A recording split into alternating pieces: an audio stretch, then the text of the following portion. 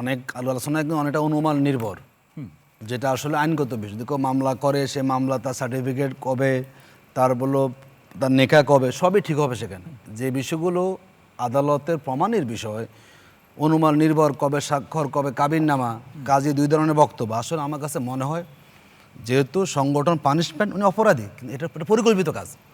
ওনার গাড়ির ড্রাইভার এর সাথে জড়িত আছে এবং সেটা সিন্ডিকেটেড করে, এখানে আমাদের ভিডিও আছে, এখানে যারা ওনাকে চেক করেছেন এরা সব গোয়েন্দা সংস্থার লোক, আমার এখানে আছে। এখানে একটা বিশাল প্ল্যানের অংশ, এই প্ল্যান উনি পড়ে গেছেন। আসলে ওনার অপরাধ তো আছে, উনি কেন পড়েছেন সেখানে? এই যে ড্রাইভারে গিয়া মামলা, অভিযোগ কার প্রধানমন্ত্রীকে কখনো মামলা করা যায়? কিন্তু স্বরাষ্ট্রমন্ত্রী, মানে এই ড্রাইভারের সাথে এটা সিন্ডিকেটেড মামলা করে নাই, নিরাপত্তার জন্য আবেদন জানিয়েছে। কেন সাহেব? মানে এই ড্রাইভারের সাথে একটা বড় যোগসাজশ আছে। জামাতকে নজরুল সাহেবের দুর্বলতা আছে, আমি শেষ করি।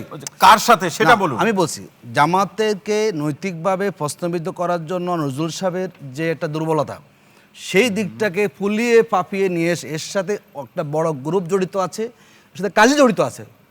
কেন কাজী এই কথা বলবেন? কাজী মানে কাজী থেকে শুরু করে বহু একটা গ্রুপ এখানে আছে। নজরুল সাহেব যদি অপরাধ করে থাকেন নিশ্চয় শাস্তি হবে, কিন্তু এর সাথে যেটা সুপরিকল্পিত ঘটনা, ক্যামেরা থেকে ফিট করা, এটাকে আপনার বিচ্ছিন্ন করার আমার সুযোগ নেই। আমার এটা আইনি বিষয়, যদি মামলা হয় মামলা তদন্ত হবে, কিন্তু এই তদন্ত ব্যতীত কোনটা আগে কোনটা পরে এটা আমাদের এখানে আলোচনার বিষয় আজকে। কিন্তু আতিক ভাই, যা আজকে আপনারা আলোচনা করছেন এগুলো কিন্তু তদন্তে আমি নেক্সট আসি। এগুলো তদন্তে আসবে না। আচ্ছা, বাংলাদেশের ঘটনাই আচ্ছা মনে হয় যে বলুন, মানে আমরা তো বাংলাদেশে রাজনৈতিক নেতাদের এই রকমের ঘটনা বুড়িয়ে বুড়িয়ে আছে, আপনি সেগুলো বিশ্লেষণ কেন করেন না? একটা পাইছেন ইনিয়ে বিনিয়ে খুঁটিয়ে খাটিয়ে, মানে কি নতুন ঘটনা মনে কেন? সব তদন্ত করেন আপনি। জামাত ইসলামী বলেছে আমরা অন্যায়কারীকে আমরা প্রশ্রয় দিব না, কিন্তু একটা অন্যায়কারীকে জামাত পানিশমেন্ট দিল, সাসপেন্ড করলো, এখন আবার সাসপেন্ড কী কারণে করা লাগলো? কেন ঠেকা পড়ছে এটা আমাদের, আপনি খুঁজে বের করেন। এটা রাষ্ট্রের কাজ। এখন আর অন্যরা যখন সব অপরাধ করে, এটাকে হালকা করেছে। আমরা অন্যায়কে সমর্থন করি না, যাতে কেউ বিভ্রান্ত না হয়, জামাত তার জায়গা থেকে দায়িত্ব পালন করে তাকে বহিষ্কার করেছে। আপনি খুঁজেন সেখানে। এখন জামাত আবার কেন বহিষ্কার করলো, এই কারণ খুঁজতে যাওয়াটা আরো, মানে আপনি কি আপনি কোনোভাবে শান্তি না, বহিষ্কার করলো, তাকে মামলা করুক, তাকে পিটাক, মানে আপনি কি চাচ্ছেন এখানে? আসলে বাংলা সব ফেরেশতা গেছে বাংলাদেশে। আসলে আমরা চাচ্ছি যে ইসলাম শব্দটা আমাদের সাইদ ভাই একদিকে সাংবাদিক, একদিকে আইনজীবী, একদিকে বিচারক, একদিকে আর সব জ্ঞানের গুণী, মানে উনি বিচারকেরও জাজ করে ঠিক আছে, আবার আইনজীবীও এটা লিগাল এরকম হইতে পারে। একটা লোক কত জ্ঞানে গুণী, এক পয়সা ধারণ করেন আপনি, কোনো দিকে কোনো রাইট না, অনুমান করে কথা বলেন। আমি বলছি দায়িত্ব নিয়ে আপনাকে, বাংলাদেশে এখন বহু লোকেরা টকশোতে আসেন, অনুমান করে কথা ছেড়ে দেন সেখানে।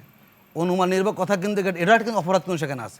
আমরা বলবো যা ঘটনা ঘটেছে, জামাত তার জায়গায় দায়িত্ব পালন, এখন আপনাকে খোঁজেন মামলা সেখানে প্রমাণিত হবে। কোনটা মামলার আপনার প্রমাণিত করবেন, এখানে বসে আপনি বায়োডাটার স্বাক্ষরে আগে না পরে হয়েছে তার কত, এগুলো আসলে এখানে আলোচনার বিষয় না। মানে হচ্ছে আপনি একটা ঘটনার বিষয় এই কারণেই আতিক ভাই আপনি বললেন না জামাত তার কর্মীদেরকে ট্রেনিং দেয়, আমি বলি ট্রেনিং কি মগবাজারের হোটেলে নেওয়া ট্রেনিং দেয় কম, একজন প্রতিটা একজন সাহেব তো অনেক ট্রেনিং পেয়েছেন। ট্রেনিং এর কোথায় হয়, এটা কি ট্রেনিং এর আউটপুট? সাইদ ভাই, এটা তো মগবাজারের একটা আবাসিক হোটেলের ঘটনা। আপনাদের সাংবাদিক একদিনে এসে সাইদ ভাই ট্রেনিং কি এইটা হয়? আপনাদের সব সাংবাদিক সাংগঠনিক ট্রেনিং কি এইটা? আপনাদের সব সাংবাদিক ভালো, সব ফেরেশতা সাংবাদিক? আমি তো বলি নাই তো ভাই, সাংবাদিক হতে পারে না, এটা হতে পারে না। তো আর বলে না যে আমরা ইসলামী সাংবাদিক। জামাত তো কোনো ফেরেশতা সংগঠন না, মানুষের সংগঠন। ধর্ম মানুষকে নৈতিকতার শিক্ষা দেয়, ঠিক আছে তো? সেই ধর্মের নাম যখন আপনি দলের নামের সাথে যোগ করবেন, ঠিক আছে তো? আপনি অবশ্যই কোনো অপরাধ করতে পারবেন না। একটা করলে অপরাধ, আপনি অবশ্যই নৈতিকভাবে স্খলিত হতে পারবেন। আপনি 100 করলে অপরাধ না আপনি? আমি অপরাধী কম আপনার চেয়ে, কারণ আমি তো এটা ব্যবহার করি না। এটা হলো আপনাদের চশমা পাওয়ারের সমস্যা। তাহলে জামাত এই দলের নামের সাথে ইসলাম আছে, তাই আপনাদের এত ক্ষোভ।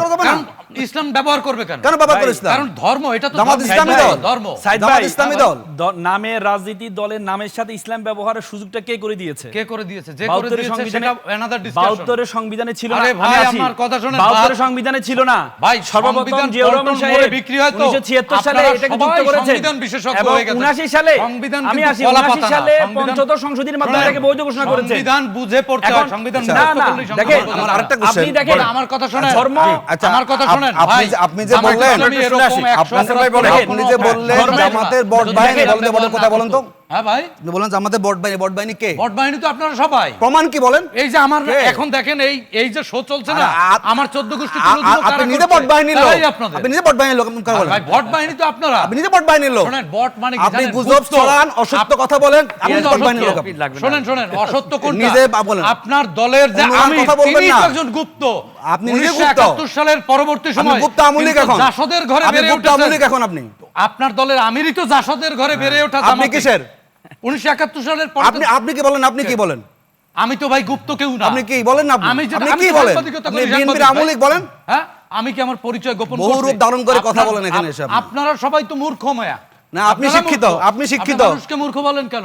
ভোটে দাঁড়ান, ভোটে দাঁড়ান। ভোটে দাঁড়াইলি পাঁচটা ভোট পাবেন, আরেকজন মূর্খ বলেন সেখানে আপনি। নজরুল সাহেবদের মতো এত কথা বলেন না। কত কথা বলবো? বহু কথা বলেন ভাই, আপনারা এখানে। ধর্ষককে ধর্ষক বলতে হ্যাঁ, হবে। আপনি কি? আমি আমার বিরুদ্ধে বেরিয়েছে না, আপনি কি বলেন না? মগবাজারের ট্রেনিং গুলো এইটাই।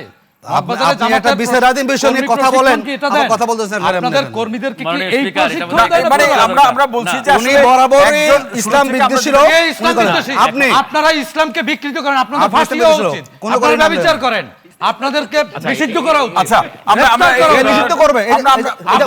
আপনাদের আমলিক। সাইদ ভাই আপনারা ইসলামের নাম ব্যবহার করে সাহিদ জেনা করেন। ভাই ফ্যাসিস্টের লোক, নিশ্চয় সন্দেহ নাই। এই মিয়া, আপনি তো দালাল মিয়া, আপনি তো গুপ্ত। আপনি fascist। আপনি গুপ্ত। আমরা ব্যক্তিগতভাবে আপনি পাকিস্তানের দালাল। সাইদ ভাই এবং আতিক ভাই দালাল। তো আমরা আপনি, দুজনকে মিলিতভাবে আমরা ফ্যাসিস্ট অনুরোধ আমল লীগের কথা ইসলাম বলতে আক্রমণ আক্রমণ করেন, করেন, ব্যক্তিগত কথা আক্রমণ বলেন। করে ঘটনাটা 1971 সালে অস্ত্র ধরে বাংলাদেশে কিছুই করিনি আমরা। যে এটা ভুল বয়ান। কোনটা ভুল বয়ান? ভুল বয়ান।